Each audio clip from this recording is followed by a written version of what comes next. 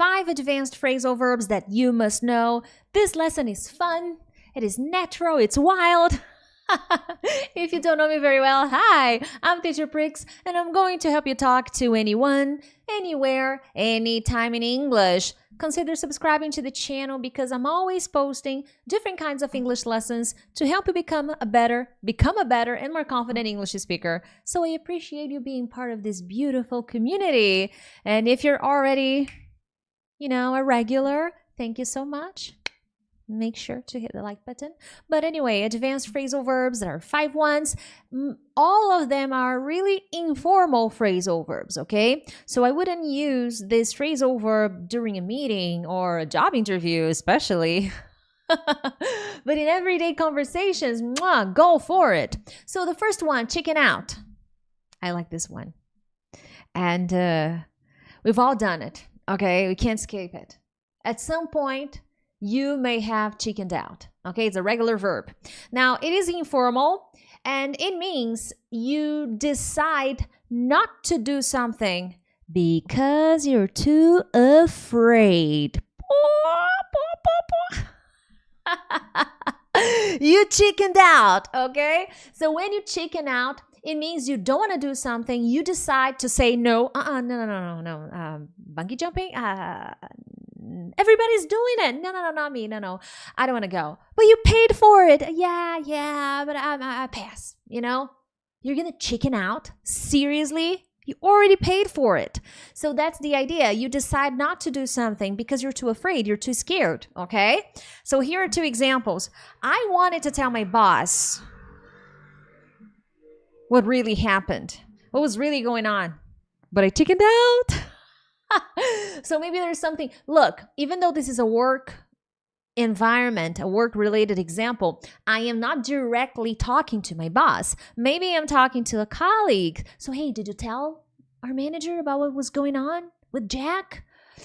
I wanted to, but I chickened out. Oh, man. I can't believe it. You had one job, So that's the idea. I was too afraid, so I decided not to do it. Okay, so it depends. This can be used in any situation.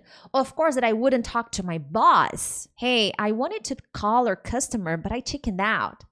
You can't do that, okay? But that's one example. Another example. So, are we going skiing this weekend, or are you going to chicken out again?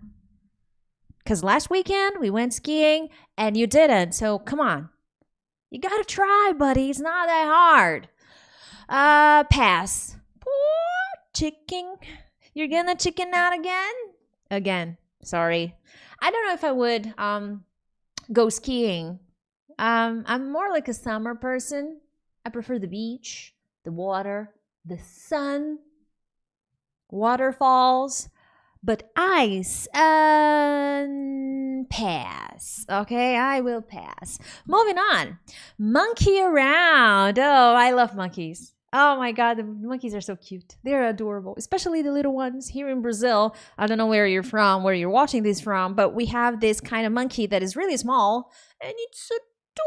Oh my God, they're so cute. But anyway, to monkey around, as the word suggests, when you think of a monkey, what do you think about? Monkeys, they jump around, they play, they're very playful, they're jumping up and down. That's the idea of monkey around. It's a phrasal verb that means that you're doing something that is not useful. It's not going to change your life at all, okay? It doesn't matter. And you're wasting your time with something. Or you're doing something that you shouldn't be doing, that's not useful. Or it may disturb someone, or you're wasting time. So look at the examples here. Oh, and it's a regular verb. But I wouldn't use it in the past, though, okay? This is really common in more like present situations, okay? Look at the examples. Hey, you'd better not monkey around with that statue. It's a very expensive piece. So maybe my friend is in the living room and he's monkeying around with a very expensive piece of art. So I can look at my friend, yo, don't do that. Don't monkey around with that thing. Why not? Because it's super expensive. Are you kidding me? That's the idea. Another example. Hey, you have a reputation to maintain. So don't monkey around with it. Don't play with your reputation, okay? Like when I say don't do useful things, we could even associate with playing around, okay? In this case, you have a reputation to maintain. Don't monkey around with it. Don't do stupid things with your reputation that could harm your reputation. Okay? Huh? Very nice. Just sometimes you spend your afternoons thinking, you know, how can I monkey around? And nothing to do. So you start monkeying around. Don't do that. Do something useful. Hit the like button. Now, another phrasal verb, to wolf down. Okay? To wolf down means to eat something very quickly and greatly. But not in a bad way, okay? You're just wolfing things down. Now, one example here. Hey, how can you wolf down such a huge sandwich like that and so fast? Do you have that friend that wolfs things down like super, super fast? You just started eating and your friend just wolfs down the entire meal like it's nothing, like it's a walk in the park. To me, I am shocked every time I see a friend of mine do that, okay? I do have a friend like that, and I just watch in disbelief of how fast that guy is wolfing down an entire meal, okay? But y'all, it is what it is. So it's that idea, okay, of wolfing something down, eating something down way too quickly. Now, this phrasal verb may have another meaning. Meaning, not meeting. It can be used in a more abstract idea when you're consuming something that is not food. It could be information, a lesson, a report. You have to do it very quickly. So you're wolfing information down. Maybe because you're in a rush. Maybe because you don't have much time. Maybe because you have a deadline. So you're wolfing something down. So here it is a metaphor. You're not eating food quickly, you're consuming something, a piece of information, because you must. You have no choice, or because you want to. Maybe you're a different kind of nerd, okay? So look at the example here. I tried to wolf down the lesson before the test, but it was too late. I failed it.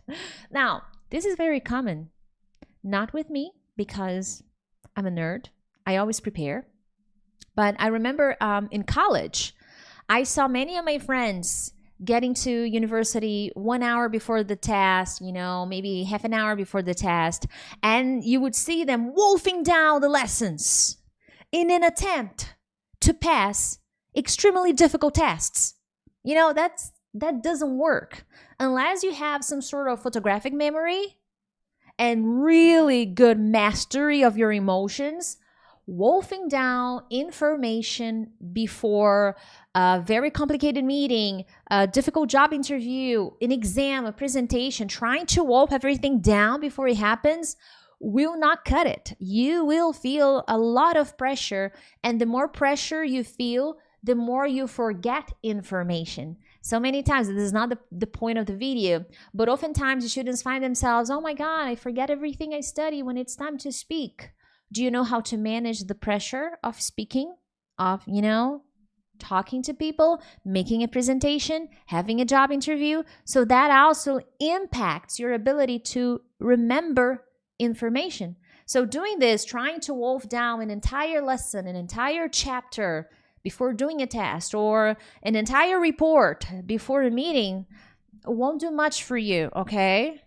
Now, before I move on, make sure to subscribe to the channel, and if possible, share this lesson with a friend. I imagine someone will love to, there's something on my nose. Will love to learn these phrasal verbs. And guys, one thing that I always tell my students in my academy is, to learn a lesson, I must use it. So there are 5 phrasal verbs. There are 2 more that I'm going to show you. Pick one that you really liked and create one example. Post it in the comments. This is the most efficient way to study. Watching this lesson is the first step. Your next step is take notes. And your final and most important step is, how can I use this example? How can I use this phrasal verb to talk about something in my life? Maybe there's a story, something you want to share. And if you're interested, I have a study plan that helps the students organize these skills, learn how to maximize their time, and really have better and more efficient results. It's my study plan cycle. It's the action plan to fluency, for fluency. And I know it can help you a lot, integrating these skills, learning how to use the internet in your favor. But now, duck out. Oh, this duck was so cute. As I was creating these slides, I was really unsure. Oh, should I use this picture? Should I use that picture? Because this one is so cute. Not that impacts the lesson. I just thought I just thought of sharing this with you. Every time I'm preparing these lessons, I always think, oh, this picture is not very nice. Let me use this one instead. Okay. But to duck out, it means there are two meanings. I'm going to show you two meanings, two common meanings. The first one is to leave suddenly, and usually without telling anyone. Okay. Let's say you're at a party and you want to go, like right now. So you duck out. You don't tell anyone. Okay. Sometimes you don't even say goodbye. You're like, I'm out. I'm ducking out of here. Okay. Because you want to go suddenly, maybe because you don't want to get too much attention to you. So you duck out. Okay. This could happen at work. Maybe it's already 6 p.m. and you have to go because you have an appointment. You got to duck out, because if your boss sees you, if you go to your boss and say, hi, I'm leaving, he's gonna find a way to keep you trapped, to keep you at work. Oh, but there is this thing I need to talk to you. Oh, can you participate in this meeting? Can you do this for me? Oh, can you check? So you duck out. You leave suddenly. You don't tell anyone. I know people who unfortunately have to duck out at work. Otherwise, they will be there forever, So here, I'm going to duck out of here before my manager asks me to join another last-minute meeting. This surprises me. There's always a last-minute meeting. Another one, and another one, and another one. The corporate world is pretty difficult, Now, another meaning. I don't know why am I saying meeting today. I'm stuck with meetings. Anyway, to duck out of something, to avoid doing something. So to duck out of something can also mean to avoid doing something, to avoid a responsibility. You're avoiding something. You don't want to do something. So look at the example. Alex, you can duck out of your household chores. Everyone in this house must do their share. Okay, so you got to do the dishes, buddy. You can't dash out of the dishes. Okay, it's your responsibility. It's your house chore. So you can duck out of. You can duck out of your responsibilities around here. Mister, you go do the dishes now. Okay, so this would be a nice meeting. I'm thinking of meeting. I don't know why. And I don't have a meeting today, I'm just sharing the meanings of the phrasal verbs of this lesson. Now, finally, to pig out. Okay, there may be other meanings, but this is the most common one. Okay, I think I said the two ones. No, it's I'm just sharing these ones. Now, there are two meanings that I want to share here. The first meaning is when I pig out. When I say someone is pigging out, there's a catch. I can tell someone, I can look at someone and say, whoa, why are you pigging out on so many chips, yo? It's often in a disapproving way. I'm not happy. This is not nice. So it means I'm telling someone you're eating too much at one time. So maybe we're having lunch and I notice you're pigging out. Wow, dude. Easy. You're eating too much. You're eating too fast. You're like a pig. Therefore, pig out. And in many cases, depending on the sentence, you're going to use the preposition on, okay? On the thing you're eating, okay? So let's say I'm at work preparing for a meeting, and then I want to use this phrasal verbs, meeting, to say that my friend is there working and pigging out on chips. Dude. Gotta stop pigging out on chips like that. Oh, but I like chips. I'm stressed. No, I'm just saying, you know, like seriously, you've been picking out on chips all morning. Like, what's up with that? Okay, so that is one sentence. I can also say, and then I can talk about myself. Okay, I can also say that I ate something too much of something. So it could also have that meaning. Oh, I ate too much. But when I use pig out, I ate too much. And okay, like whoa, the pig. Internet, right? So I pigged out on pizza last night. I'm still full. Not true. I can't have pizza, I'm afraid, unless it's gluten-free. I don't know what I'm gonna do when I go to Italy because I can't have gluten. I'm thinking of ways to cheat without ending up at a hospital. We'll see. One day I'm going to Italy. I'm gonna have to figure that out. Now, I picked out on pizza last night. I'm still full. So it means I ate too much. I had dinner. I had a lot of pizza, way more than usual. So that was not good for me. So it can also have that meaning. Very common one, by the way. And I know I'm talking about phrasal verbs, but you can also say you eat like a pig. Not cool though, okay? If you're eating like a pig, okay, these pigs are cute. They're so cute. But not all pigs are cute, guys. We need to think about, when we think about a pig, what do you usually connect it with, okay? So, oh, I ate like a pig. Sure. Good for you. Now, guys, I hope you enjoyed this lesson. As always, make sure to subscribe to the channel. Share this video with a friend. But other than that, I'm gonna take out of here. Bye.